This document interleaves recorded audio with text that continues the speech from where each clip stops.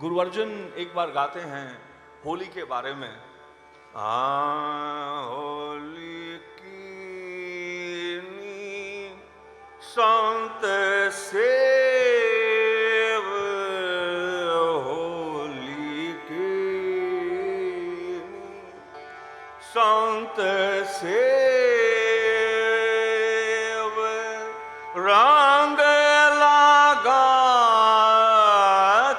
लाल देव, होली की संत सेव, होली की। गुरु अर्जुन कहता है कि मैंने तो होली की है संत की सेवा कर कर। क्यों आखिर ऐसी कैसी होली है? क्योंकि रंग लागा अति लाल देव, जो परम पुरुष उसका रंग लग चुका है, वो और कोई होली मुझे सूझती नहीं।